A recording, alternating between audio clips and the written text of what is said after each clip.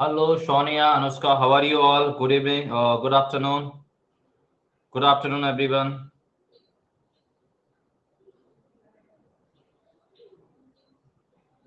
आज आपका क्यूज है movement and locomotion. Hello Anjali. Yes, please share it as you can.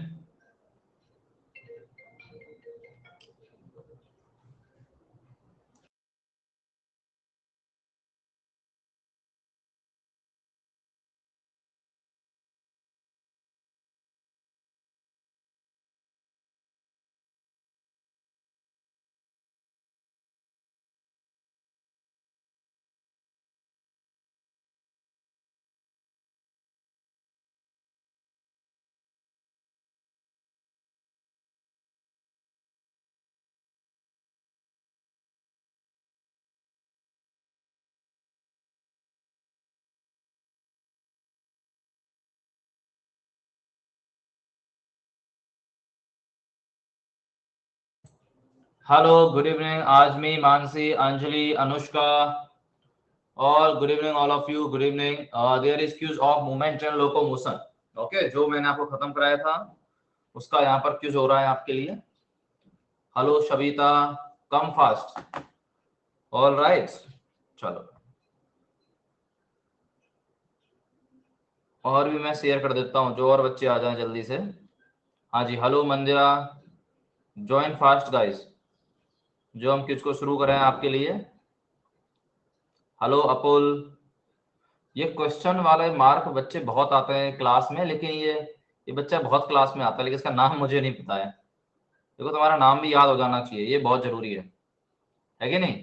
नन्नी परी, Vanshika. All right, good evening. Hello, good evening.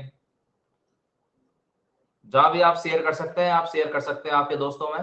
Please test कराओ please. Okay, test करा रहा हूँ ना बेटा, क्यूजी तो है ये, टेस्ट ही है ना, बिल्कुल टेस्ट ही है आपके लिए. ऑल राइट, चलिए शुरू करते हैं इसको अभी. हाँ जी, हाँ जी, हाँ जी, ठीक है. ये लीजिए, चलिए. तो ये रहा पहला क्वेश्चन आपकी कंप्यूटर स्क्रीन पर. A sarcomere is best described as. हाँ जी, नीरज, निकिता गायकवाड़, ध्यान दीजिएगा. Movable structure unit with an myofibril bounded by H zone. Fixed structure unit with myofibril bounded by Z line. Fixed structural unit with an myofibril bounded by A line. और movable structure unit with a myofibril bounded by Z line. Yes, ये देखिए आप, question आपको हमारी class में हमेशा की तरह नए ही मिलेंगे. ठीक है ना?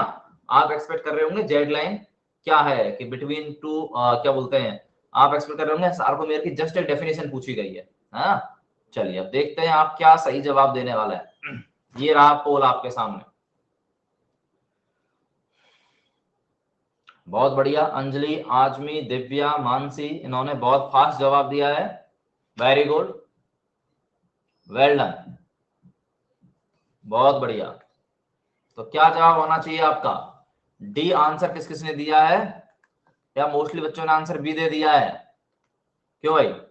देखो, जो आपकी सार्कोमियर है, डेफिनेटली जो सार्कोमियर है उसकी लेंथ छोटी या बड़ी होती रहती है, छोटी या बड़ी होती रहती है. लेकिन इतना याद रखना है कि एक sarcomere between two Z line, between two Z line है.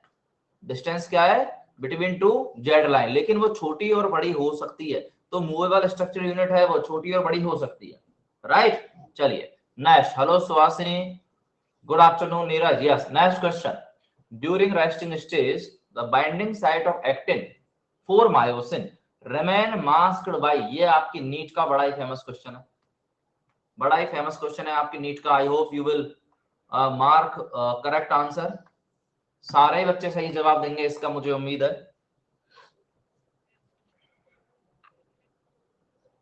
हाँ जी, सविता, अनुष्का, अंजलि, नन्नी, परी. हाँ, बहुत बढ़िया. आपको याद आ रहा होगा, जो ट्रोपोनिन जो होती है, ट्रोपोनिन की 3 यूनिट होती हैं.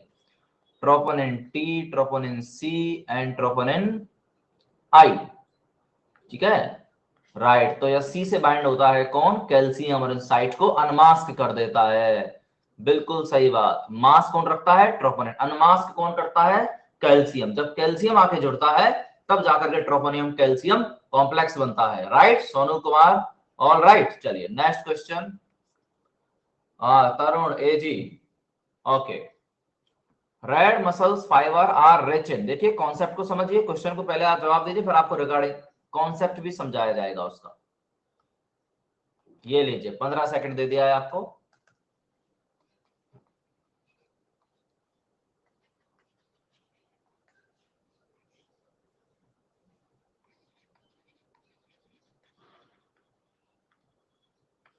हाँ जी बिल्कुल सही जवाब। देखो रेड मसल जो होती है वो स्मॉल साइज होती है, जबकि व्हाइट लार्ज साइज होती है।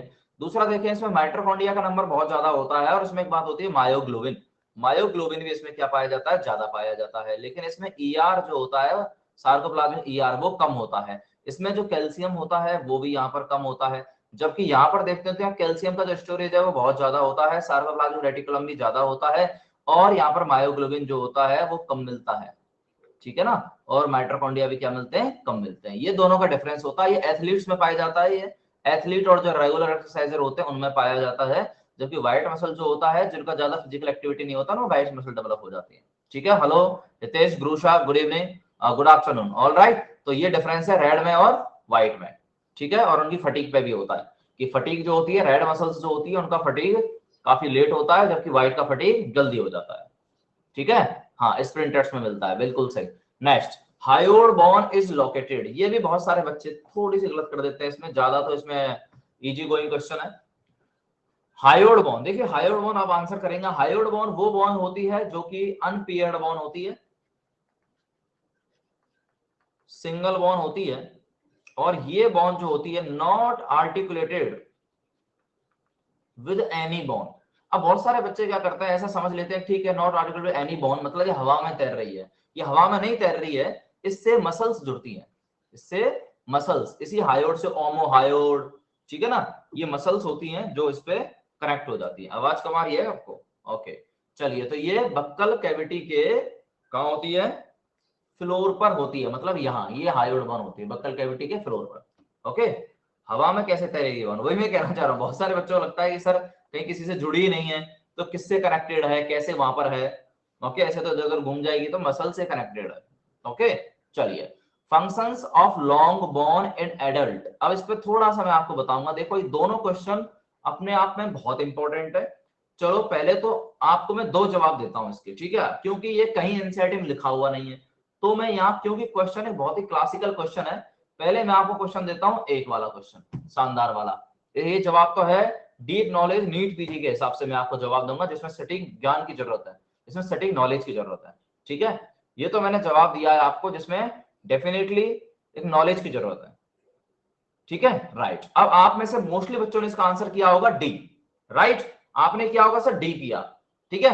अब मैं आपको दोनों चीजें सिखाता हूं, इस क्वेश्चन को ध्यान से पढ़ना, ये रटने वाला क्वेश्चन नहीं है, इसमें एक गहरा ज्ञान मेडिसिन का नॉलेज लगता है इसमें। फंक्शन ऑफ लॉन्ग बोन, देखो एडल्ट पूछ लिया है, यदि मैं आपको बताऊं जैसे बच्चे से एडल्ट की तरफ जाते हैं तो जो इरिथ्रोपोइसिस होता है वो आपकी फ्लैट बोन में होता है, लॉन्ग बोन में नहीं होता। तब लॉन्ग बोन का रोल जो होता है बहुत मिनिमाइज हो जाता है। तो जब आप देख रहे हैं टिबिया है, आइदर इट इज ह्यूमरस है, तो जो लॉन्ग बोन होती है वो एडल्ट में एक सपोर्ट का ही काम कर रही है, वो इरिथ्रोपोइसिस में रोल प्ले नहीं कर रही है। लेकिन आपका स्टर्नम हुआ, राइट, आपका कॉकेक्स हुआ, आपकी पेल्विक बोन हुई, ये रिप्स हुई, ये जो आपकी फ्लैट फ्लैट जो बोन है क्लेविकल हुई, ये आपकी स्केपुला हुई, ये जो फ्लैट बोन होती है इनका मेन काम होता है आरबीसी डब्ल्यूबीसी प्लेटलेट्स बनाना, ओके। यदि आप मेरे हिसाब से देखेंगे, because I am preparing for NEET PG, कि मैंने मेडिसिन पढ़ा है, सर्जरी पढ़ा है, गायनी पढ़ा है, सब कुछ पढ़ा है, तो मेरे हिसाब से आंसर इसका ए जाएगा। लेकिन जब आप नीट यूजी के हैं, राइट, तो नीट यूजी में क्योंकि ऑप्शन थोड़े ऑप्शन के हिसाब से मैंने आंसर दिया है, नीट यूजी में तो मोस्टली बच्चे आंसर बोन देखते ही आरबीसी डब्ल्यूबीसी प्लेटलेट ऐसे सब करके आ जाते हैं, ठीक है। तो ये आप नीट यूजी के हिसाब से, लेकिन सटीक आंसर तो इसमें ए है यदि बेहतरीन आप नॉलेज पे चलते हैं तो, ओके। चलिए, सुधा, जगदीश, श्रुति, रंजीत, ऑल राइट। चलिए let's go another question. Accumulation of uric acid crystals in synovial joint, ये क्या कहलाता है, ये लीजिए। आप सिर्फ इसके पीछे मत पड़िए, हमसे आंसर बन गया। देखिए अभी नीट में यदि आप सिर्फ आंसर की तरफ ध्यान देंगे तो आप मारे जाएंगे। आप आंसर के साथ साथ एसोसिएट जितनी भी मैं जानकारी दे रहा हूं उन सब पर ध्यान दो, क्योंकि उनके सारे क्वेश्चन बनते हैं, यही इंपॉर्टेंट है, आप सब लोग जानते हैं, ठीक है ना। हाँ, नीट पीजी में भी एमसीक्यू होते हैं, नीट पीजी में सिर्फ एमसीक्यू होते हैं, ठीक है ना, वहां कोई थ्योरी नहीं होता, सिर्फ एमसीक्यू होता है। और एमसीक्यू में बाल की खाल पूछी जाती है, क्या, बाल की खाल, ह्यूमन के बारे में जूलॉजी में बाल की खाल पूछी जाती है। अब देखिए गाउट वाला है, अब गाउट में एक बड़ा दिक्कत है, मैं आपको बता देता हूं, क्योंकि यहाँ पर यूरिक एसिड का डिपोजिशन हुआ है, तो आपको थोड़ा सा मेटाबॉलिज्म की तरफ चलना जरूरी है। क्योंकि यूरिक एसिड जो बना कैसे, कि जब आप नाइट्रोजन बेस ज्यादा ले रहे हैं, आप प्यूरिन ज्यादा ले रहे हैं, तो जब आप प्यूरिन जब एक्सेस में आप लेंगे तो उसका जब मेटाबॉलिज्म होगा तो आपको यूरिक एसिड का फॉर्मेशन भी ज्यादा होगा। ऐसे पेशेंट को ट्रीटमेंट के लिए अपन एलोप्यूरिनोल देते हैं, और राइट, और जब उसको माइल्ड पेन होता है तो उसको डाइक्लोफेनेक वगैरह दे देते हैं, ठीक है, ये इन्फ्लामेशन वगैरह उसको होती है। तो ये है गाउट। गाउट ऑर्थराइटिस से अलग है। देखिए दोनों चीजें हैं कि गाउट और ऑर्थराइटिस में थोड़ा सा डिफरेंस है, हालांकि गाउटी ऑर्थराइटिस भी होता है, यदि आपको नहीं पता, जैसे जैसे लिखा हुआ है रूमेटॉइड ऑर्थराइटिस, वैसे ही गाउटी ऑर्थराइटिस भी होता है। ऑर्थराइटिस गाउट भी होता है, गाउटी भी है और रूमेटॉइड भी है। रूमेटॉइड में पेनस बन जाते हैं, आईजीएम टाइप की इन्फ्लामेशन होती है, आईजीएम एंटीबॉडी का इसमें मेजर रोल होता है, और ये एक ऑटो इम्यून डिसऑर्डर होता है, ठीक है ना। गठिया को ऑर्थराइटिस ही कहते हैं हिंदी में, ठीक है ना, राइट। ये दोनों का डिफरेंस आपको समझना है। इसमें हाईली इन्फ्लामेटरी कंडीशन है रूमेटॉइड, रूमेटॉइड हाईली इन्फ्लामेशन है, इन्फ्लामेटरी कंडीशन, ओके। ऑस्टियोआर्थराइटिस भी also inflammatory condition. Muscular dystrophy तो दे रखा है, मस्कुलर डिस्ट्रोफी किसकी कमी की वजह से होता है, एक डिस्ट्रोफिन जीन आप सबने सुना है, लेकिन आपको उसका मीनिंग समझना है कि डिस्ट्रोफिन जीन तो है, उसकी वजह से डिस्ट्रोफिन प्रोटीन नहीं बन पाती है, और जब वो प्रोटीन नहीं बन पाती है, हाँ बिल्कुल, जब वो प्रोटीन नहीं बन पाती है ना, तो प्रोटीन क्या करती है, वो प्रोटीन इंटीग्रल प्रोटीन होती है। क्या प्रोटीन है वो, इंटीग्रल प्रोटीन है, मतलब जैसे एक प्लाज्मा मेम्ब्रेन में प्रोटीन होती है, उसके स्ट्रक्चर को क्या रखती है, इंटैक्ट रखती है, वैसे ही हमारा जो मसल फाइबर होता है मायोफाइब्रिल, उसके स्ट्रक्चर को इंटैक्ट रखना है, उसको टोन में रखना है। लेकिन यहाँ पर क्योंकि ये डिस्ट्रोफिन जीन ही नहीं है तो प्रोटीन भी नहीं है, तो मसल्स की टोन कंटिन्यू नहीं रह पाती है। जब टोन नहीं रह पाती तो मसल फ्लैसिड हो जाती है। फ्लैसिड का मतलब होता है ढीला ढाला, लूज, लूज हो जाती है मसल, ओके। ऐसा मस्कुलर डिस्ट्रोफी होता है जो कि जेनेटिक डिसऑर्डर माना जाता है। ऑल राइट, चलिए last question, which is auto immune disorder. क्योंकि यहाँ पर क्वेश्चन ऑटो इम्यून डिसऑर्डर का आया, इससे एसोसिएट जितनी भी जानकारी है मैं आपको दे दूंगा, जिससे आपका क्वेश्चन प्रॉपर्ली सॉल्व हो जाएगा। सारे ऑप्शन भी आपको समझ लेने चाहिए जो अभी तक मैंने नहीं समझाए हैं। चलिए, वही मैंने बोला, यदि नीट में सच में सिलेक्शन चाहते हो और अच्छी रैंक चाहते हो तो सिर्फ क्वेश्चन के आंसर की तरफ मत भागो। ऐसे मत सोचो आंसर 1 लगा दिया बस, भाई कल को क्वेश्चन ऑस्टियोपोरोसिस का पूछ सकता है, कल को एडिशनल जानकारी आपसे पूछ सकता है, कल से आपको ऑटोइम्यून डिसऑर्डर के नाम पूछ सकता है।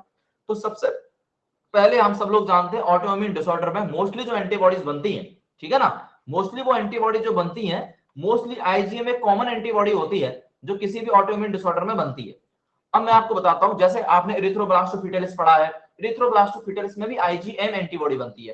पहले जो है उसमें आईजीएम एंटीबॉडी बनती है, बाद में उसमें आईजीजी एंटीबॉडी बनती है, और उस आईजीजी एंटीबॉडी के बनने की वजह से ही वो प्लेसेंटा को क्रॉस कर जाती है, तो वहां पर एंटीबॉडी कन्वर्जन होता है, राइट। वो भी एक ऑटोइम्यून डिसऑर्डर माना जाता है। जबकि आईजीएम जो है ये कॉमन है, जैसे आपके ऑर्थराइटिस वगैरह इन सब में कॉमन है, माइस्थेनिया ग्रेविस में कॉमन है। माइस्थेनिया ग्रेविस जो होता है, इसमें क्या होता है, न्यूरोमस्कुलर जंक्शन पर जो एसिटाइल कोलिन है उसके जो रिसेप्टर हैं, वो रिसेप्टर ऑलरेडी एंटीबॉडी से मास्क है। जब मास्क है तो उनके लिए जगह नहीं है, तो उन पर एसिटाइल कोलिन कहां के जुड़ेगा, तो एसिटाइल कोलिन जुड़ नहीं पाता है, अपना काम नहीं कर पाता है, ओके। तो इसमें वही होगा, न्यूरोमस्कुलर जंक्शन का ब्लॉकेज ही होगा, एसिटाइल कोलिन काम नहीं कर रहा है। ऑस्टियोपोरोसिस, ऑस्टियोपोरोसिस आप सब लोग जानते हैं, आपने ऑलरेडी रट रखा है कि एस्ट्रोजन की कमी की वजह से होता है, और ये मीनोपोजल फीमेल में होता है, 40 साल से बड़ी फीमेल में होता है, एज रिलेटेड है। यहां तक तो सारे बच्चे जानते हैं, लेकिन आप क्या नहीं जानते हैं वो मैं आपको बताऊंगा, आप जानते क्या नहीं है। जो आप नहीं जानते हैं उसी को मैं बताने की एक्सप्लेन कर रहा हूं। आप नहीं जानते हैं, आप क्या नहीं जानते, आपको ये नहीं पता है कि ऑस्टियोक्लास्ट और ऑस्टियोब्लास्ट पर क्या एक्टिविटी होती है। एक एस्ट्रोजन की बात करें तो एस्ट्रोजन जब होता है, अपने एक्सेस में है, तो एस्ट्रोजन क्या करता है, एस्ट्रोजन क्या करता है, ऑस्टियोक्लास्ट को कम करता है और ऑस्टियोब्लास्ट को बढ़ाता है जब एस्ट्रोजन की नॉर्मल एक्टिविटी होती है तो। लेकिन आप ये सोच रहे होंगे कि ऑस्टियोक्लास्ट को बिल्कुल ही खत्म कर दे तो गलत है। ऑस्टियोक्लास्ट का एक बोन में होना भी बहुत जरूरी है, समझे। आप ये मत सोचे कि ऑस्टियोक्लास्ट बोन को खत्म करता है, ऑस्टियोक्लास्ट बोन के रीमॉडलिंग में भी हेल्प करता है। रीमॉडलिंग, समझे आप, रीमॉडलिंग का मतलब है कि बोन की बहुत ज्यादा हाइपरट्रॉफी ना हो जाए, बोन बहुत ज्यादा मोटी ना हो जाए, तो बोन में कोई ट्यूमर ना बन जाए, कैलस नहीं बन जाए, तो बोन को प्रॉपर एक शेप भी देती है कौन, ऑस्टियोक्लास्ट। ऑलराइट, लेकिन ऑस्टियोक्लास्ट का हाइपर एक्टिविटी नहीं होना चाहिए। ये एक इंपॉर्टेंट फंक्शन होता है एस्ट्रोजन का। लेकिन जैसे एस्ट्रोजन की डेफिशिएंसी होती है तो उसकी डेफिशिएंसी की वजह से क्या होगा, ऑस्टियोक्लास्ट काफी बढ़ जाएंगे, ऑस्टियोब्लास्ट घट जाएंगे। तो ऑस्टियोक्लास्ट के ज्यादा बढ़ने से ऑटोजोफाइगोसिस वो बढ़ जाएगा और डीमिनरलाइजेशन हो जाएगा। ऑलराइट, चलिए तो आपका आंसर तो बन ही गया, बाकी मैंने आपको चीजें समझा दी। Okay, next, which of the following statement is incorrect. Incorrect यानी कि गलत बात आपसे पूछी गई है। आप हमारी क्लास में, अब मैं आपको बता दूं, इसके बाद आपकी क्लास 7 PM पर भी है और उसमें भी आपका क्विज होगा मूवमेंट और लोकोमोशन का, लेकिन उसमें डिफरेंट क्वेश्चंस होंगे। ओके, और जब आप हमारी क्लास में एक बार आ जाएंगे, जितने भी नए बच्चे हैं, पुरानों को तो पता है हम क्या हैं, जो नए बच्चे हैं वो एक बार क्लासेस में आ जाएंगे तो उनको अपने आप पता लग जाएगा कि व्हाट इज द नॉलेज और what is the deep knowledge और व्हाट इज द सटीक नॉलेज। ओके, अपने आप में फील आने लग जाएगा। ओके,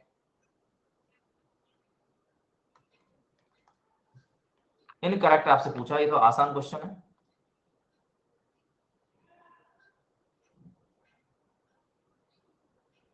बिल्कुल सही जवाब आपने दे दिया है।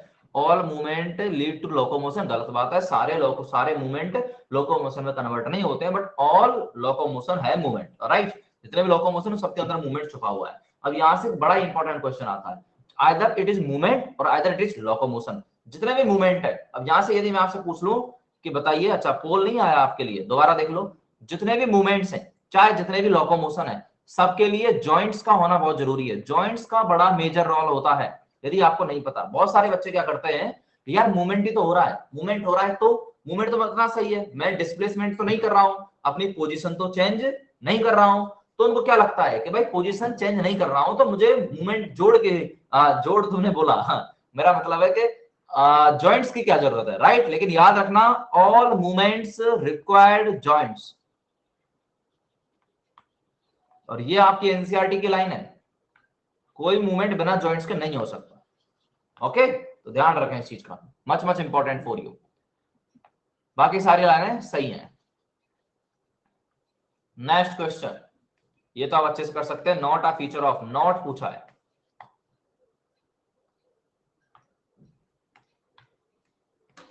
नन्ही परी, क्या नाम रख रखा है आपने? AG, सब अपने अपने नामों से यहां पर आया करो, ठीक है, जो नाम याद रहे।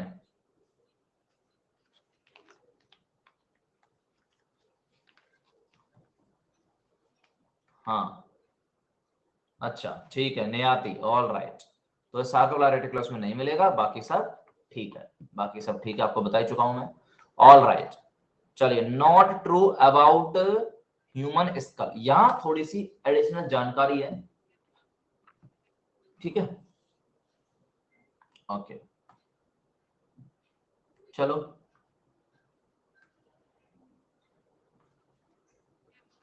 स्कल और उसके एसोसिएटेड बोन, ये बोला जाता है।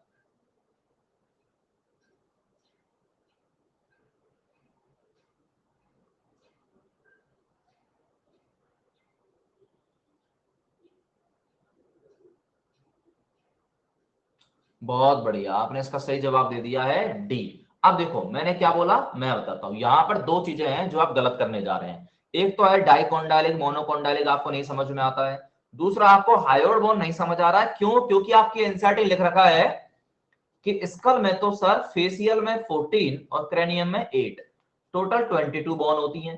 और तो सही तो बात है, स्कल में नहीं इंक्लूड किया जाता है। लेकिन जब मैंने आपको थ्योरी पढ़ाई, आप ध्यान से समझेंगे, तो ये बोला गया है कि skull and its associated bond, जो स्कल से जुड़ी हुई है एसोसिएटेड बॉन्ड,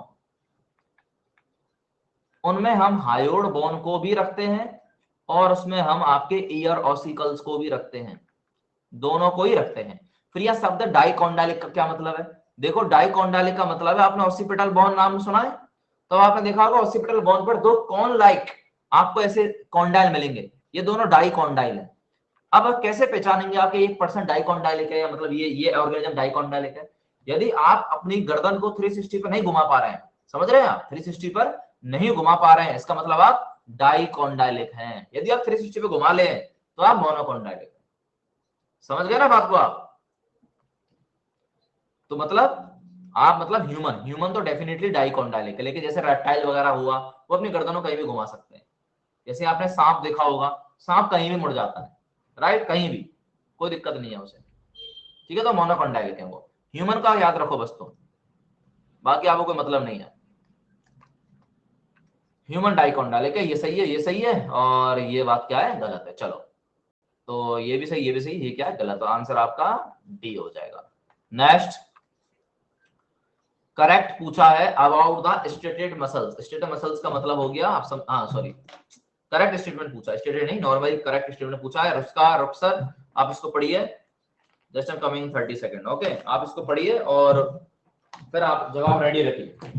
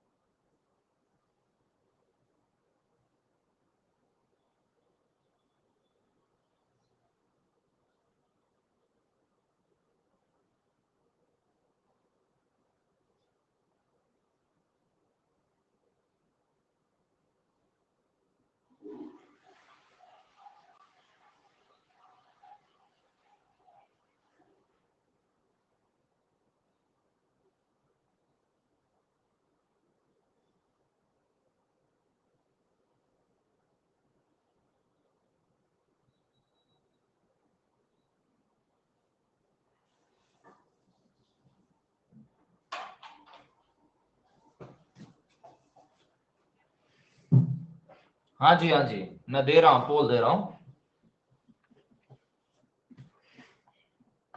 करेक्ट पूछा है।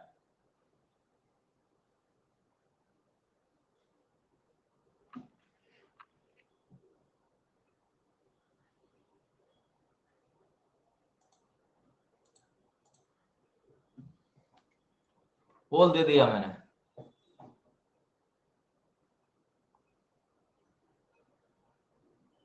करेक्ट ही तो पूछा है ना। तो आपने विसरल मसल्स को स्टेटेड क्यों कर दिया, आपने क्यों कर दिया, मतलब है?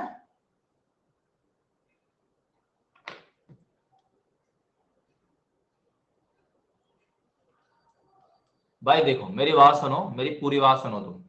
हाँ,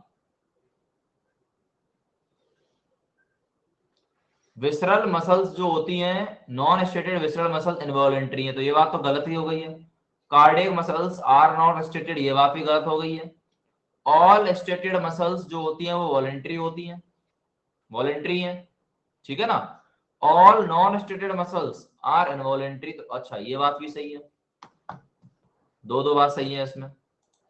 ये लो, ये पोल भी ले लीजिए आप। Next, read the following statement A to D, select the one option that contain both the correct statement। इसमें आप आराम से पढ़ लीजिए, बताइए मुझे। हाँ जी, ठीक है, अब बताइए आप इसमें सही जवाब। Non cardiac muscle striated involuntary, no cardiac muscle striated involuntary, लेकिन जो कार्डियक मसल जो होती है ना वो स्टेटेड होती है, लेकिन वो इनवॉलेंट्री है, ठीक है।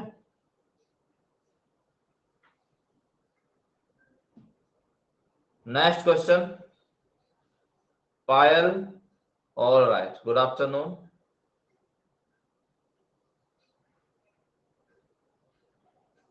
Z line present in the center of the light band. Thin filament are firmly attached to the M line. तो और central part of the thick filament not overlay bye thin filament is called, ठीक है। तो बिल्कुल आसान question है, ये लीजिए पोल।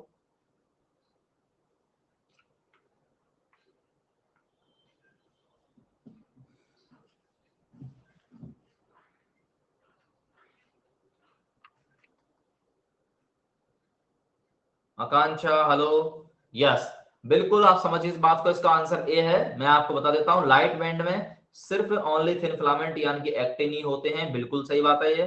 सेंटर पार्ट जेड बैंड नहीं कहलाता, वो एच जॉन कहलाता है, तो ये गलत बात हो गई है। थिन फिलामेंट जो होते हैं वो एम लाइन से अटैच होते हैं, गलत बात है। थिक होते हैं तो गलत हो गया। जेड लाइन सेंटर पे लाइट इवेंट के सेंटर होती है, सही बात है, ए और डी सही है, इसलिए आंसर आपका ए करेक्ट जाता है। Okay, next question.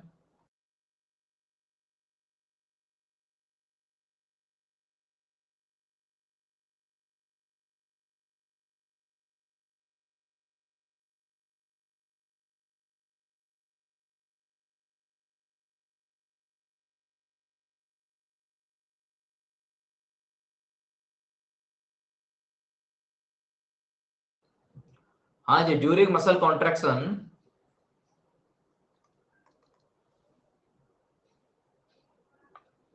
ये लीजिए पोल दे दिया आपको।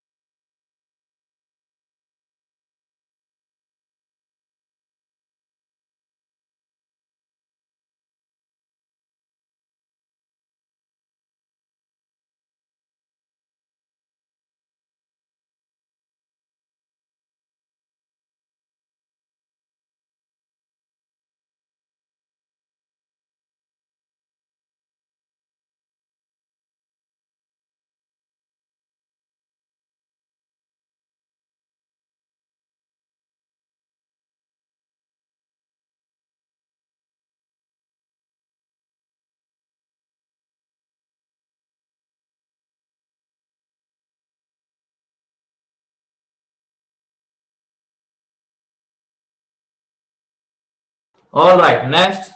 Contractile tissue have following features. They are mesodermal in origin. They contain stress receptors. Contractile tissue के बारे में बात कर रहा है। कॉन्ट्रेक्टाइल टिश्यू कौन होते हैं, आप खुद को दिमाग लगाना है।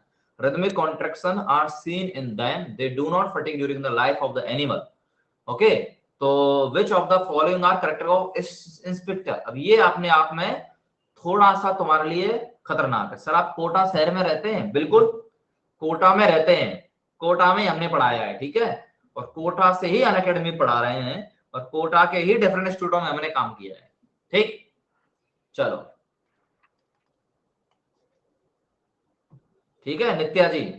ओके, अब इस थोड़ा सा टफ क्वेश्चन है, थोड़ा सा क्रिटिकल क्वेश्चन है, आपको दिमाग लगाना पड़ेगा इसमें। दिमाग लगाइए। कोटा शहर, हाँ जी कोटा शहर में रह रहे हैं थोड़ा दिमाग लगाना पड़ेगा आपको, लगाइए दिमाग। इंस्पेक्टर की बात कर रहा है यहाँ पर, क्या कर रहा है, inspector. Okay,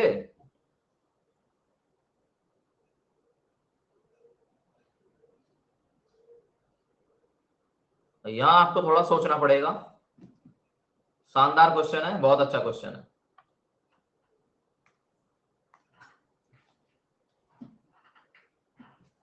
You have to go according to options.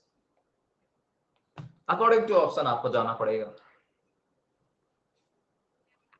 आप कौन से साइड से हैं भाई, कौन किसके साइड से है, जिनको मैं नहीं जानता हूं। तुम भी बताओ कहां कहां से देख के, कहां कहां से बैठ के देख रहे हो मेरे को।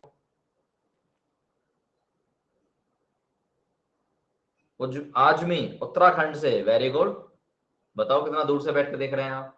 ये सही है, ये सही है, ये सही है, ये तो सॉरी क्या बोलते हैं, ये तीनों बातें सही हैं। थ्रू आवर लाइफ खत्म नहीं होता। इंस्पेक्टर की बात कर रहा है, स्मूथ मसल की बात कर रहा है। सोनिया, जयपुर फागी, जयपुर फागी क्या होता है, जयपुर तो मैं सुना है। अच्छा, नन्ही परी चंडीगढ़ से, बहुत बढ़िया। और मैं भी बताऊं, हाँ श्रुति, हाँ बताओ। ये जी महाराष्ट्र से हैं, ओके, घर में ही बैठ के देख रहे हैं, अच्छा ठीक है। दिव्या कोलकाता, फिरदोष यूपी से हैं, सविता यूपी से हैं, बहुत बढ़िया। नंबर ऑफ जो है जबलपुर एमपी, हाँ हाँ जबलपुर एमपी में जो है नेताजी सुभाष चंद्र मेडिकल कॉलेज है, मेरा दोस्त है वहां पे, पता है मुझे उसका। कोटा की प्याज कचौड़ी फेमस है, हाँ बिल्कुल है। कोटा पढ़े हो, कोई पढ़ा है तुम में से कोटा क्या पहले।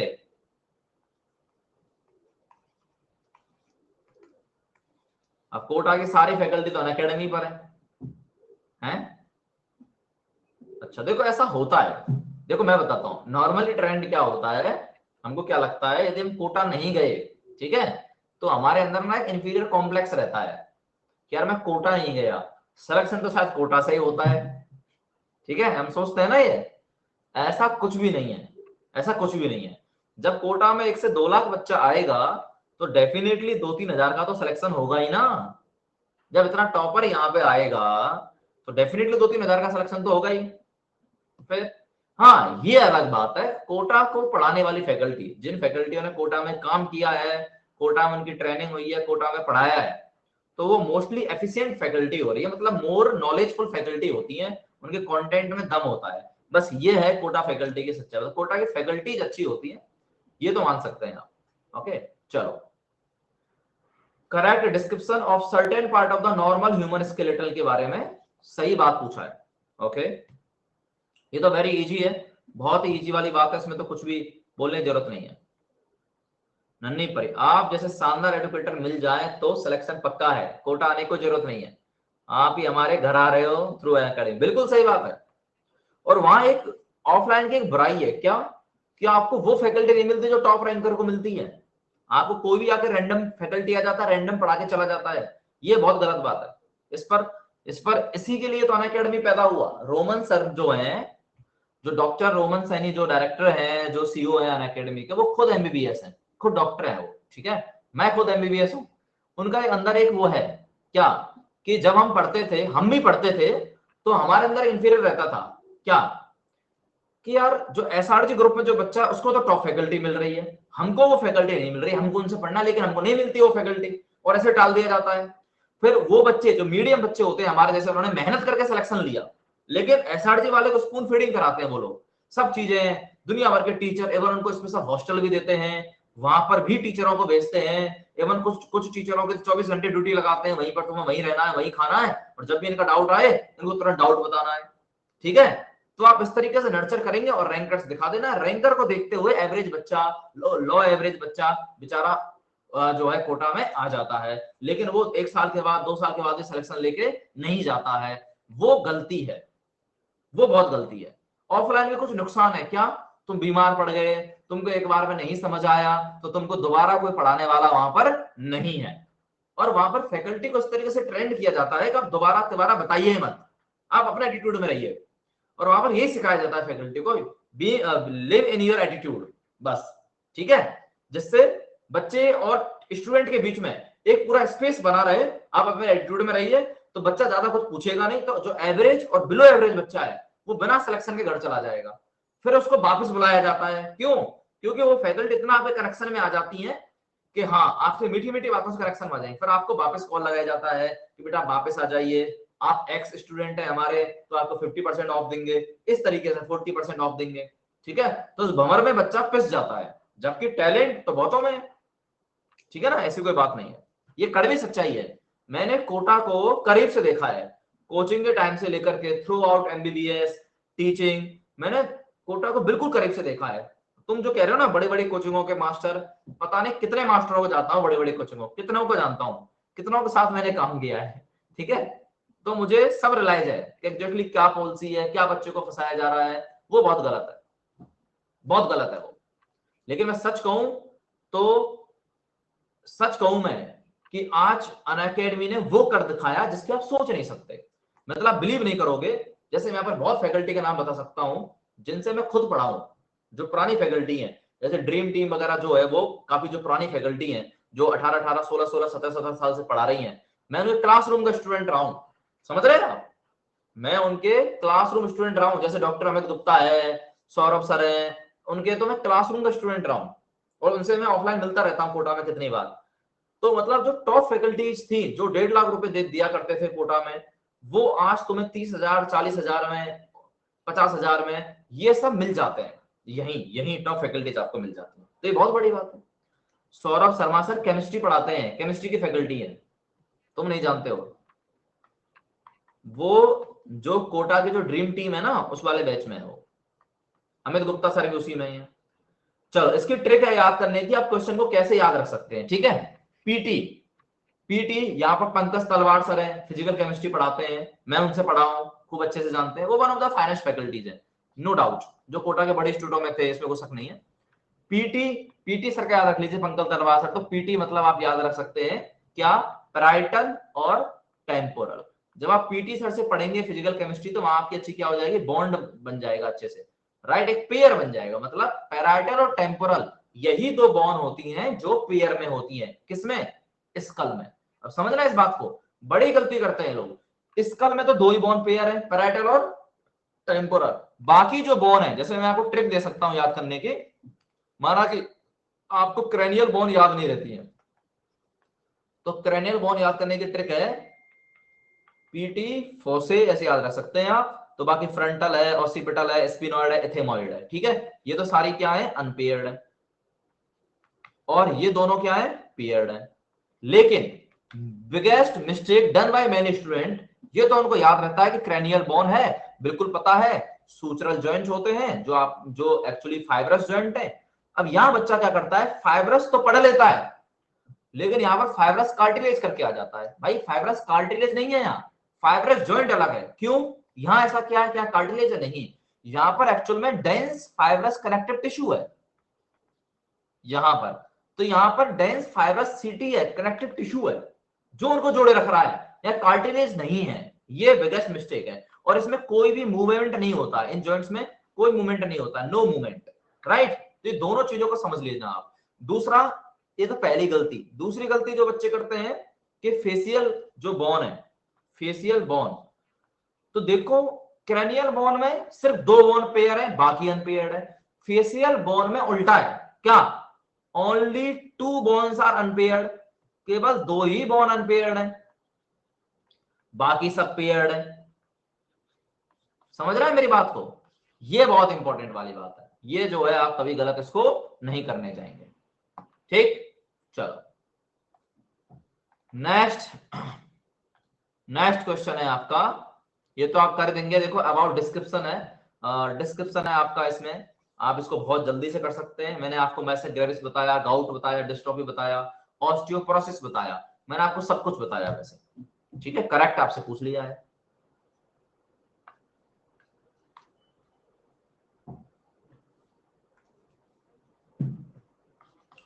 बिल्कुल, जैसे एज बढ़ती जाती है फ्रैक्चर होने के चांसेस बढ़ जाते हैं। और ध्यान रखें, आप तो अभी डॉक्टर बनेंगे क्योंकि आप नीट में सिलेक्शन लेंगे, उसके बाद बनेंगे, ठीक है। मैं बन चुका हूं, तो मैं तुम्हें कुछ एडवाइस करना चाहूंगा। घरों में फ्रैक्चर बड़ा कॉमन है, कहीं ना कहीं फ्रैक्चर होता रहता है, ठीक है।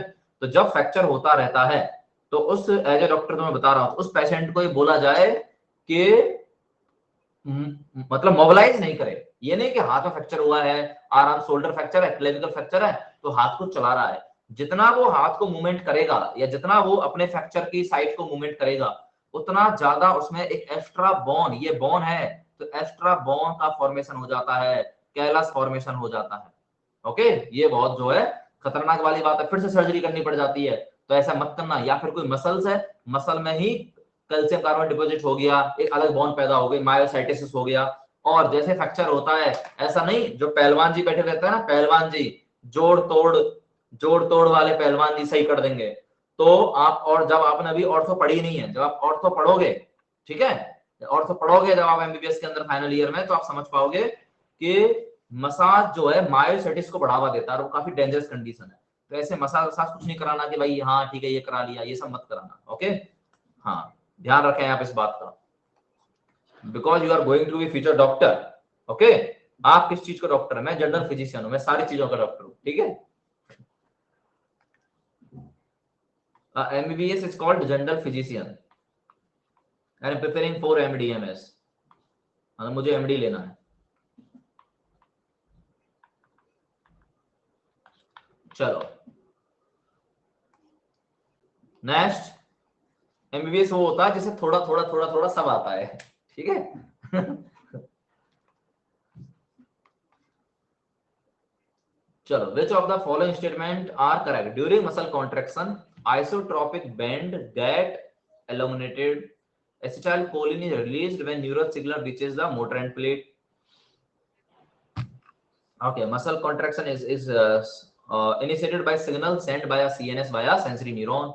Repeated activation of the muscle can lead to lactic acid accumulation. तो आप इसको से पूछा क्या है? करेक्ट पूछा है, ओके, ध्यान दीजिएगा। और मैं आपको बता दूं, इसी चैप्टर की अगली क्विज है आपकी 7 बजे यहीं पर स्पेशल क्लास में।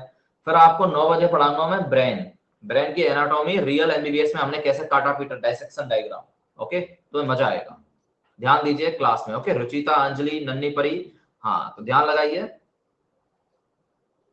ये इसमें एक बहुत ही तरीके से आप इस क्वेश्चन को कर सकते हैं, बहुत इजी तरीका है इसको करने का। एक सेंटेंस पे आपने ध्यान दे लिया तो आप इसको कर लेंगे, बहुत बढ़िया। बस यही ध्यान दे लो, सेंसरी नहीं, मोटर, मोटर, क्योंकि सीएनएस से टिश्यू तक, बॉडी ऑर्गन तक मोटर आती है। तो ये क्या हो गया, गलत। थर्ड नहीं आना चाहिए, थर्ड यहाँ है, यहाँ है, यहाँ है, तो ये सारे क्या हो गए, गलत। तो आंसर क्या बना, सिर्फ B answer, second and fourth. बात आया समझ में, वेरी क्लियर। आइसोट्रॉपिक बैंड ये सब जानते हैं आप, आइसोमेट्रिक, वेरी गुड। चलिए next, according to sliding filament theory of muscle contraction. अब ये बहुत इंपॉर्टेंट है, इसकी हमारे पास शानदार ट्रिक है याद करने की, लेकिन आप पहले जवाब दीजिए फिर हम आपको समझाएंगे। बताइए।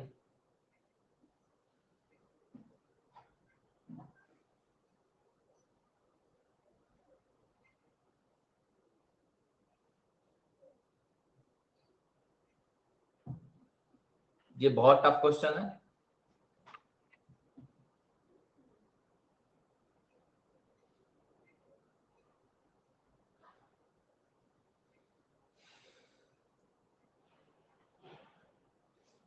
हाँ जी ठीक है,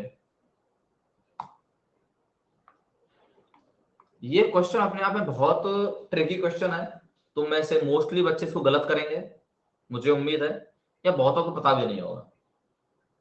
ठीक है, एक्टिन एंड मायोसिन कॉन्ट्रैक्ट जरूर करते हैं, मना नहीं कर रहा मैं, बट उनकी लेंथ में कोई चेंज नहीं होता। ये बात बहुत इंपॉर्टेंट बात है। हाँ, इसमें आप बहुत गलत करेंगे। पोल दे तो दिया, कितनी बार पोल दो बताओ। ये देखो, यही मैं तुम्हें समझाना चाह रहा हूं। एक्टिन बाइंड एटीपी, तो मैं आपको बता दूं, एटीपी जो होता है मायोसिन के हेड में बाइंड होता है, क्योंकि वहां पर एटीपी के लिए बाइंडिंग साइट होती है, वहां एटीपीएच होता है।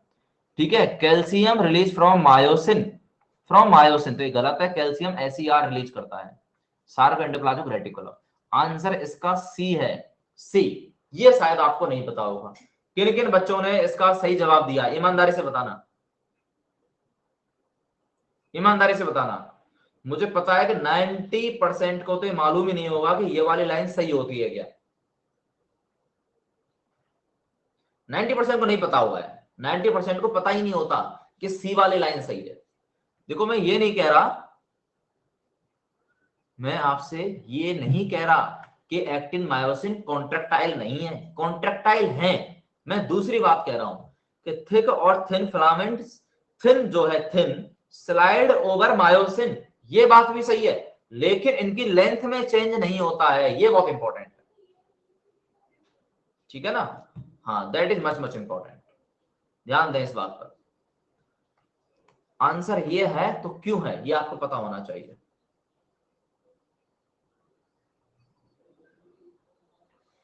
नॉट मैच्ड, ओके, एक पेयर है जो कि मैच नहीं है, नॉन मैचिंग, सब पे ध्यान दीजिए, non matching pair.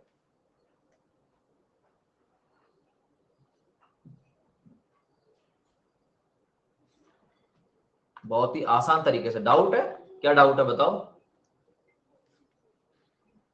Can I ask, या व्हाई नॉट, यू कैन।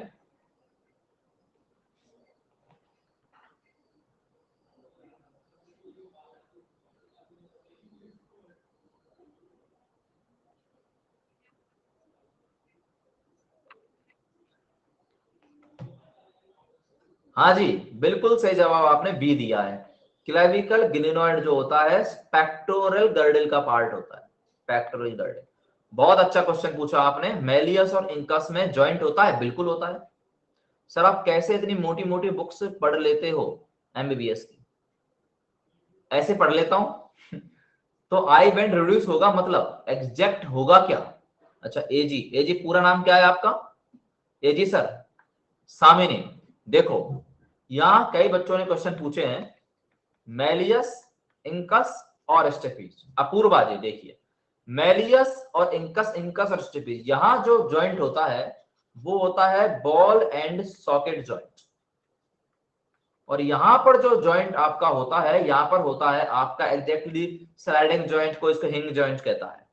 ठीक है ना, ये जॉइंट यहां पर होता है। बॉल एंड सॉकेट आपसे पूछा जाता है, काफी ज्यादा पूछा जाता है।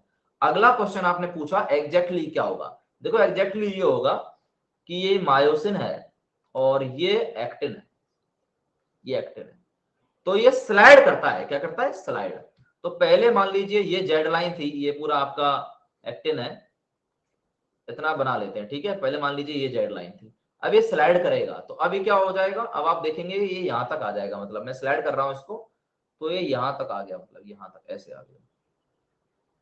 सॉरी, इतना खराब डायग्राम कौन बना सकता है। हाँ, यहां तक आ गया है, ठीक है। तो इसने स्लाइड किया ओवर मायोसिन। समझ रहे हैं मेरी बात को? यदि मैं इसकी लेंथ देखूंगा तो इसकी लेंथ आज भी एक्स है, और इसकी लेंथ देखूंगा तो इसकी लेंथ आज भी एक्स ही है। समझ आ गया? ये अलग बात है, उन्होंने स्लाइड किया। Getting my point?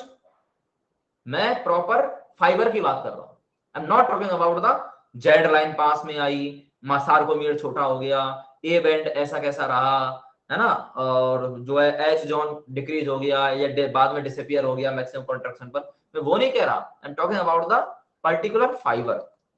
Clear? Okay, ये दोनों चीजें अपने आप में अलग है, ये बेसिक कॉन्सेप्ट है।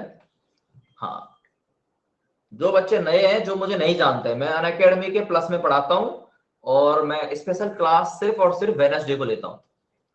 सिर्फ और सिर्फ वेडनेसडे में स्पेशल क्लासेस में आता हूं। बाकी अनअकैडमी के 2 बैच में पढ़ाता हूं, एक परीक्षा बैच और एक है मेडिको बैच, जो 2022-23 वाले स्टूडेंट के लिए। ठीक है? हाँ, very good. Next question.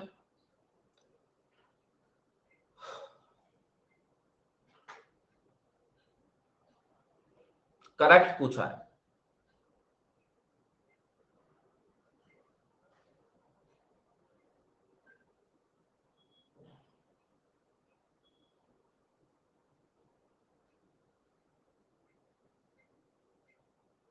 Okay,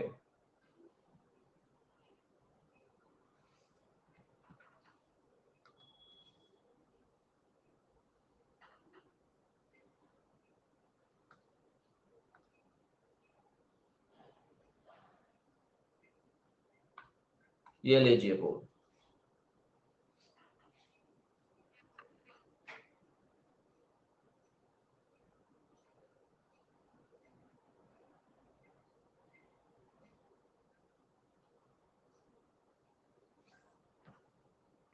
जी, चलिए, बिल्कुल आपने सही जवाब दे दिया। फ्लूइड फिल्ड साइनोवियल कैविटी जो होती है, डेफिनेटली आप जानते हैं कौन से जॉइंट में मिलती है।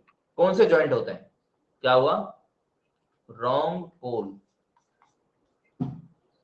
हाउ? मैंने क्या दिया आपको?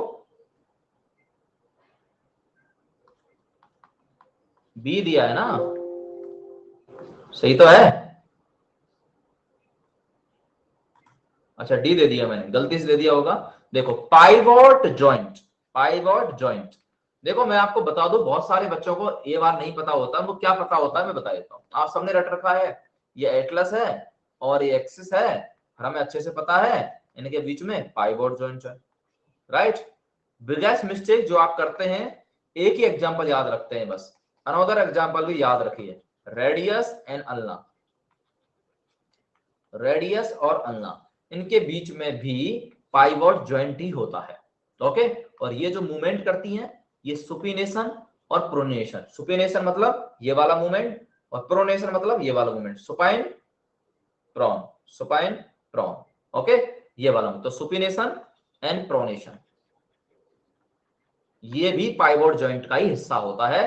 क्लियर कर लो। एटलस में जो कैविटी होती है, जो फोसा होता है, उसे ओडोंटॉइड फोसा कहते हैं, ओडोंटॉइड फोसा। और इस फोसा में जो फिट होता है वो एक्सिस का प्रोसेस होता है, इस तरीके से एक्सिस का प्रोसेस होता है जो उसमें फिट होता है, ठीक है ना। ये इसको कहते हैं ओडोंटॉइड प्रोसेस। और मैं आपको बता दूं, ये जो मूवमेंट कराता है एटलस और एक्सिस का जो मूवमेंट है, ये मूवमेंट होता है, इसे अपन कहते हैं this movement, nodding movement. Nodding या नो मूवमेंट, नो मूवमेंट कराते हैं।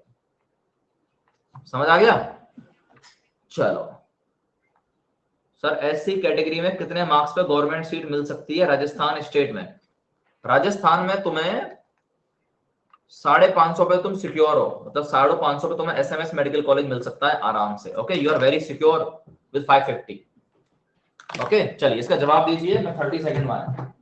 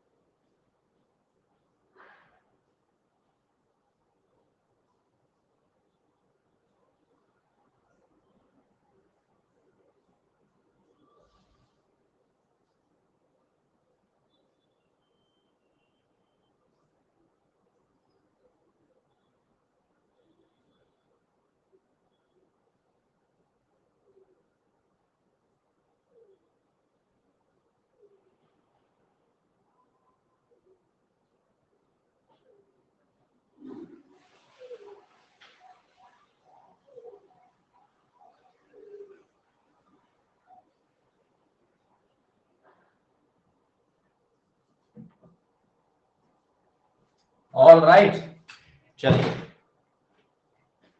नहीं नहीं नहीं, यस मूवमेंट नहीं होता, यस मूवमेंट अलग चीज है। देखो यस मूवमेंट जो होता है ना, आपको नहीं पता है, yes movement between occipital condyle, okay, और एटलस के बीच में होता है। एटलेंटो ऑसिपिटल कहते हैं उसे, एटलस और ऑसिपिटल कॉन्डाइल के बीच में होता है, ठीक है ना। वो एटलेंटो ऑसिपिटल जॉइंट होता है, वो यस, वो कराता है यस मूवमेंट। सिर्फ इतना ही मूवमेंट कर सकते हैं आप उसमें, और इतना घुमा दिया तो, हाँ, तुमने मूवियों में देखा ही होगा। चलो, क्या जवाब दे दिया आपने इसका?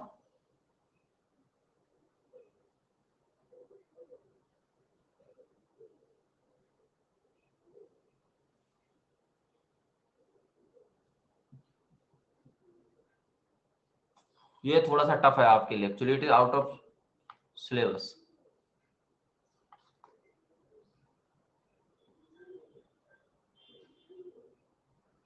आउट ऑफ सिलेबस है ये थोड़ा, ये तुम्हें इतना नहीं पढ़ाया जाता है, जाइगोफाइसिस वगैरह तुम्हारे सिलेबस में नहीं है।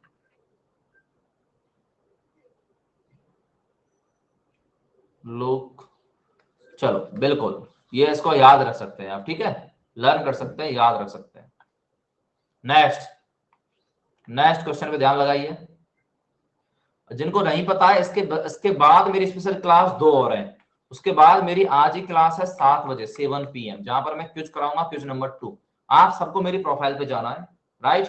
जो नए बच्चे हैं, जो अभी तक नहीं गए, प्रोफाइल पे जाइए, मैंने कोटा में कहाँ पढ़ाया है, कहाँ से MBBS किया, बिला बिला, और सारी क्लासेस जितने मेरे स्पेशल क्लास है वो वहीं पर शेड्यूल्ड है मेरी प्रोफाइल पर, उनमें जाइए, एनरोल कर लीजिए, बिल्कुल फ्री। तो एक तो 7 बजे आपको आना है। फिर मेरी क्लास 9 बजे आज यूट्यूब पर नहीं है, यूट्यूब वाली क्लास में जो मैं ब्रेन पढ़ाने जा रहा था, वो मैं ब्रेन यहीं पढ़ाऊंगा स्पेशल क्लास के अंदर, ओके। तो you have to must come, all right. तो गिव द करेक्ट आंसर, बताइए।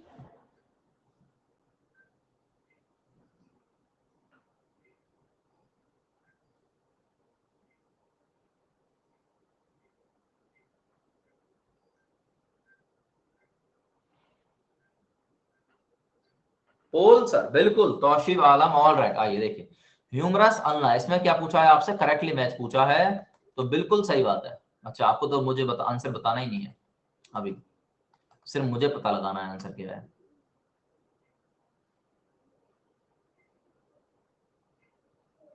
ठीक है, आंसर वेरी इजी क्वेश्चन, ये लो, बोल लो आप। तो आप सबकी को 7 PM पर इवनिंग में आना है, next cues of moment and locomotion, okay. बिल्कुल सही, दोनों बातें सही हैं, और ये पेक्टोरल गर्डल को दिखाता है, पेक्टोरल गर्डल की बॉन होती है, okay, right. You have to understand this. Letter board देखिए आप, नन्ही परी का फर्स्ट रैंक है, अंजलि का सेकंड, आचमी का थर्ड, और एजी का 4, सविता का 5, ब्रूसा 6, दिव्या 7, अनुष्का 8, सोनिया 9, एंड ये है कौन, इसका नहीं पता, ये खुद अपनी पहचान छुपा रहा है, राइट। तो इसका रैंक आया है 10। हरीश विश्व, राइट। आपको नहीं पता बेटा, क्लास आपकी जो स्पेशल क्लास है मेरी, एवरी वेडनेसडे होता है, 2 PM, 7 PM, 9 PM। तो अब मेरी अगली क्लास कब है? बिल्कुल सही जवाब, मेरी अगली क्लास है 7 PM। 7 PM पर मैं कुछ कराऊंगा, और 9 PM पर मैं आपको पढ़ाने वाला हूं ब्रेन, ओके।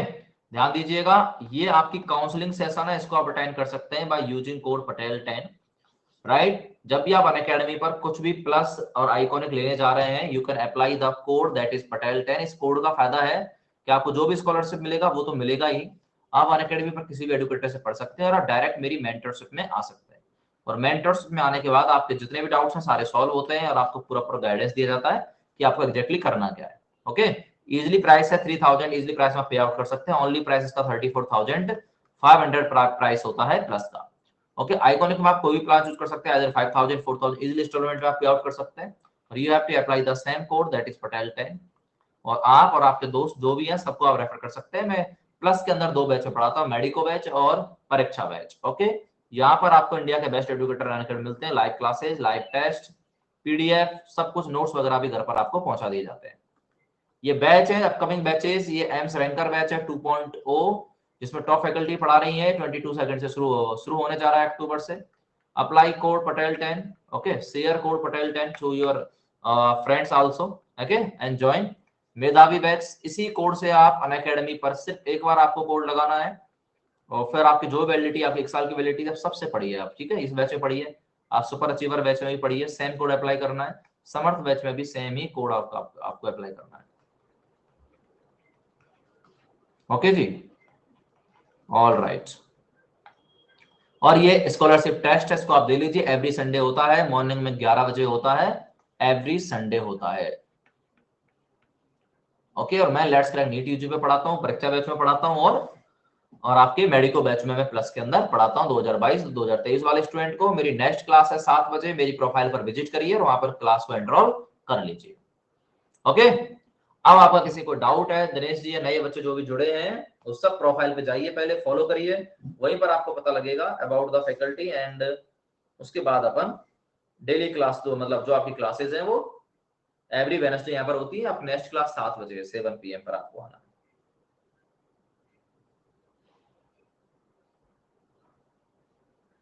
ठीक है जी, साक्षी आरची जितने बच्चे लेट आए हैं, क्लास मैं आपको बोल चुका हूं, अगली क्लास, अभी आप लेट आए हैं, नेक्स्ट क्लास 7 PM पर है, यहीं पर है। प्रोफाइल पे जाइए, उसको फॉलो कर लीजिए, क्लास को एनरोल कर लीजिए बाय यूजिंग कोड पटेल 10। बिल्कुल फ्री क्लास है आपके लिए, पटेल 10। ऑलराइट, और प्लस में 2 बैच है, बैच भी मेरे वहीं पर है, परीक्षा बैच, मेडिको बैच। ओके, वहां प्लस के बैचेस में मैं पढ़ा रहा हूँ। ओके, जहां पर ऋतु मैम बॉटनी पढ़ा रही है, मैं वहां पर जूलॉजी पढ़ा रहा हूँ। ओके, चलो, alright, see you all 7 PM। Thank you so much, bye bye, take care.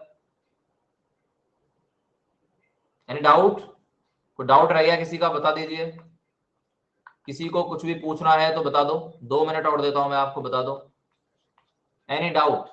Yes, Savita, Sakshi, Archie, जो भी बच्चे हैं और जो नए बच्चे हैं वो मुझे बता दो, आप कौन सी क्लास में अभी, 12 में है, 13 में है, 14 में है, और कहां से है। जिसको जो पूछना है पूछ लो।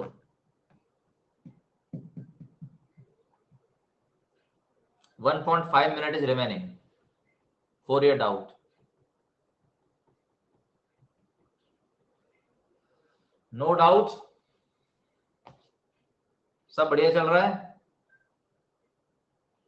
रिजल्ट का वेट कर रहे हैं, रिपीटर होंगे जो।